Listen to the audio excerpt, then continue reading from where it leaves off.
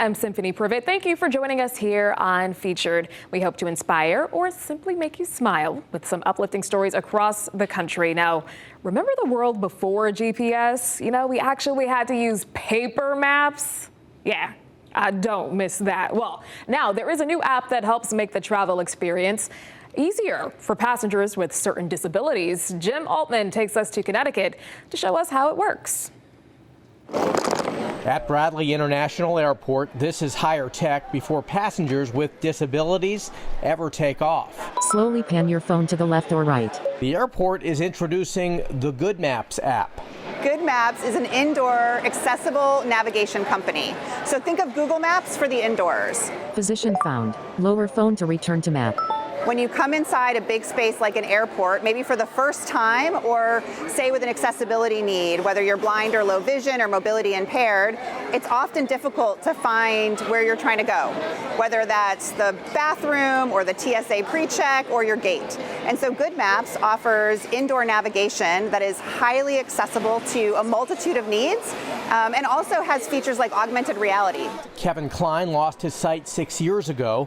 He now works for Good Maps. Continue 80 feet, then destination on right. Helping to raise awareness and hopefully lower barriers. It's really making it to where anyone, whether they are blind like myself, deaf, low hearing, neurodiverse, wheelchair users, speak different languages, can walk into this door at an airport or a museum, a rail station, university, and go on their way. There were a group of potential passengers learning more about the program on the concourse.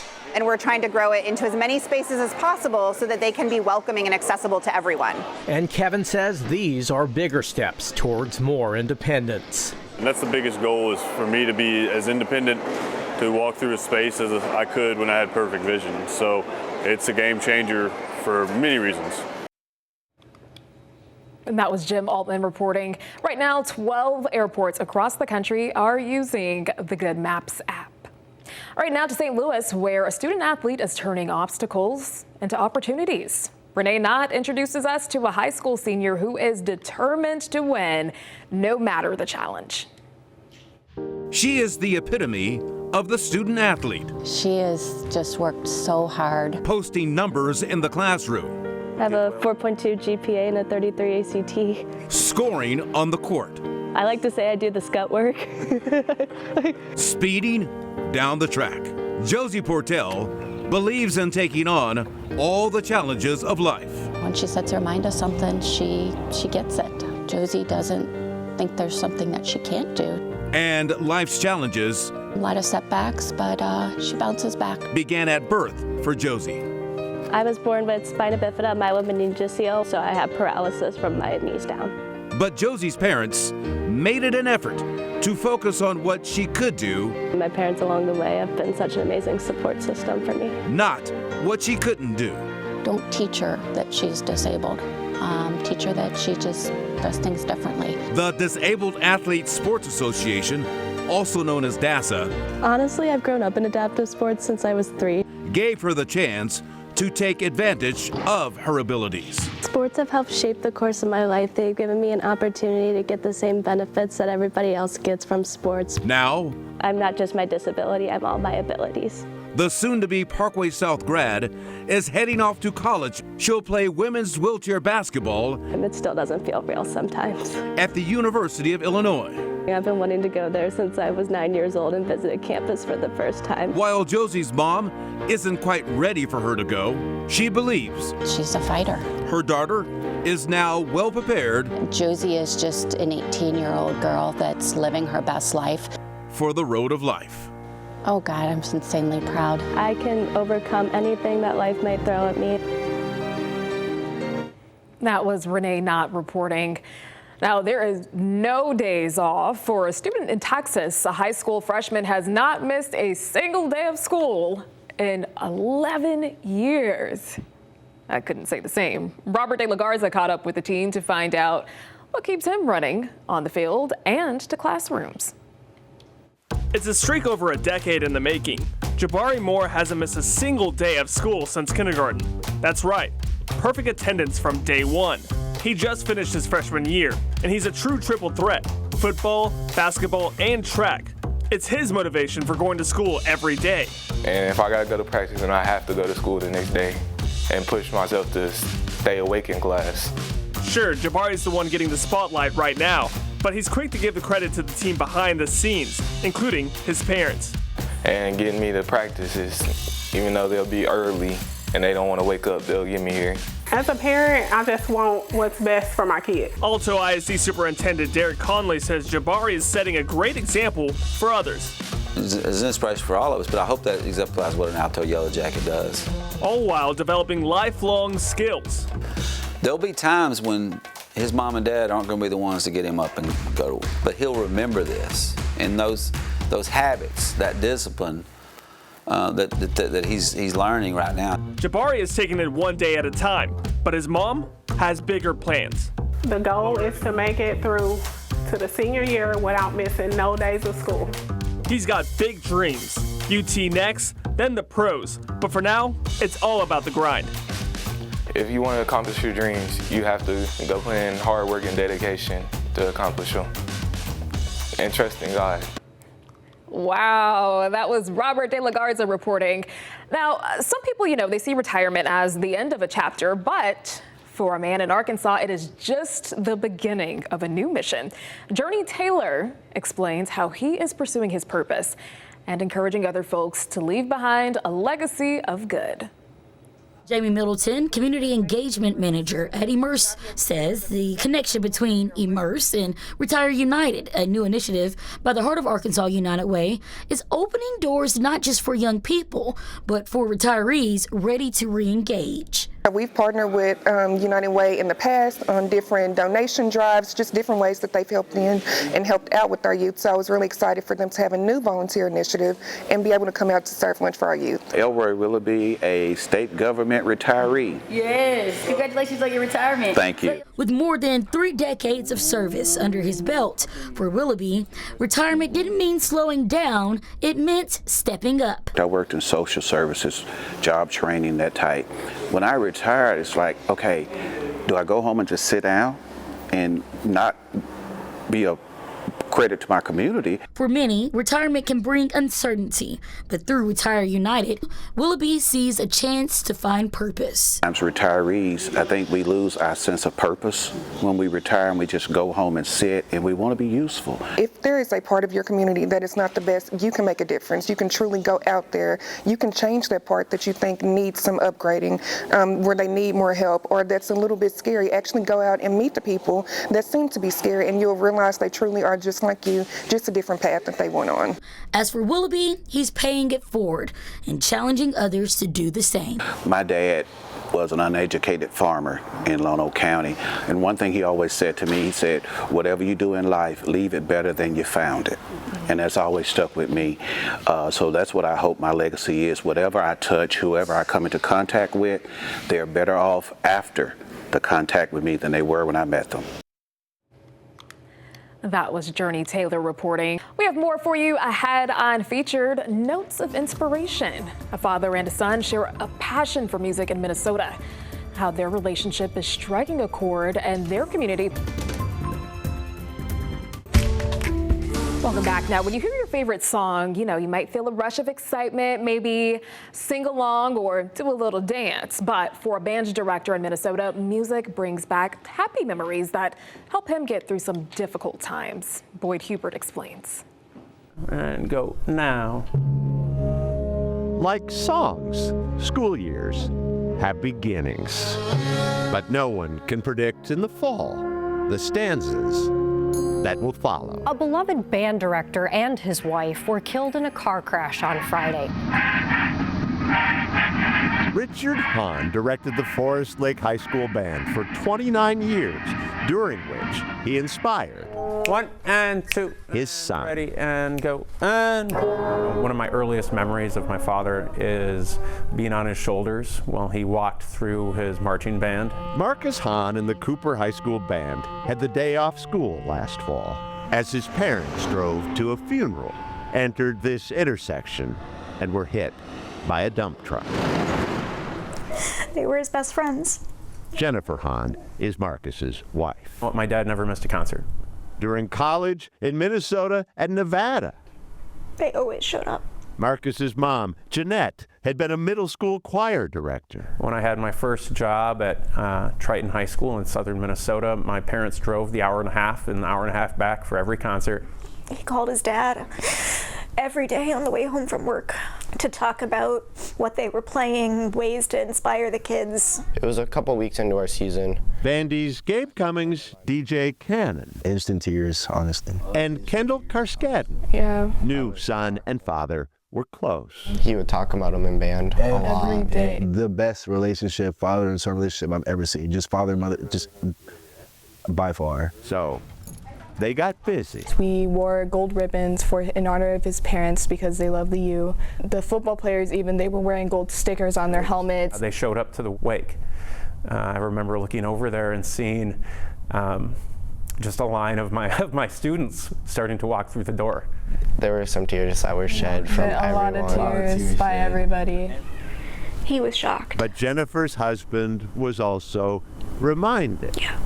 Band is family. Forest Lake High School going through the Tournament of Roses in '87. Dad? He's right down here. And son. I traveled with them to the 92 tournament. I was 6 years old. He made a bed for me in the aisle of the bus. He's my grandfather. Marcus's grandpa. This is a plaque. A band director, too. Off of his office. I'm the third Mr. Hahn. And now a fourth generation. 3-year-old Shelby is also showing interest. She learned this from her grandma. I definitely believe they're smiling down.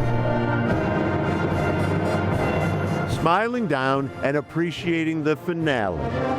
The same Battle Hymn of the Republic that ended every school concert directed by Marcus's dad, conducted with his dad's baton.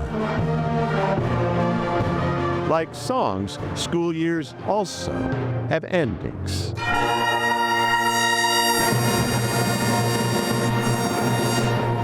Unless You've done good.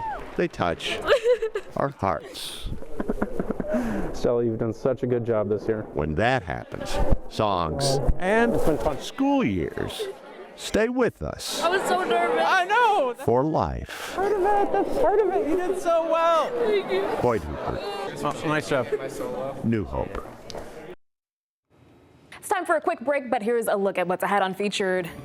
Look at this. Don't count these chickens out. They almost went extinct, but now they are flourishing. How a rural town in Colorado helped the birds make a comeback. Now, a colorful bird in Colorado is making an amazing comeback out there thanks to a small town on the Eastern Plains that refused to let it go. Evan Krugel takes us to the town where the prairie chicken is still dancing. Some animals can only be found in museums. Yeah, we have our types and extincts in here. Garth Spellman studies the past at the Denver Museum of Nature and Science. And so this is a heath hen. His focus is on birds that haven't flown in decades. Many of them are sad and unfortunate stories. Stories that are also perched upstairs. So this was put in 1973. In dioramas, showcasing animals like the greater prairie chicken. And this represents the last large population in Colorado in 1973, close to Ray, Colorado. This display might have been the chicken's final resting place, if not for a small town 150 miles to the east. Because this is where you come to see these birds, right? This is the deal. Wendy Figueroa loves birds too. I tell every single group, this is how you can tell the female. She's not looking at the male. Every spring, she helps birders get a front row seat to one of nature's most awkward dating shows. Yeah, you'll see. You'll see. Wendy knows where and when to look. I love these birds, but man, they get up early in the morning. I'll see you sometime tomorrow morning. Hours before sunrise, Wendy brings them to a metal blind north of town that's been positioned near a breeding site called a lek. I feel like a flight attendant. Yeah. Wendy preps the cabin while people like Duke Tufty bundle up. Okay, I'm gonna shut out the lights. Please turn your switch and push the windows open.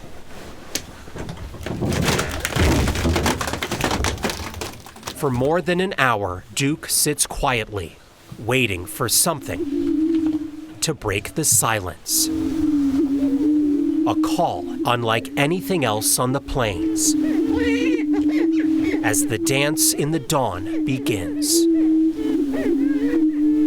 Year after year, each male returns to the same spot on the lek, hoping to impress a hen with his colors and moves. And they'll stomp, and they'll cackle, and they'll jump up in the air. It's a riot.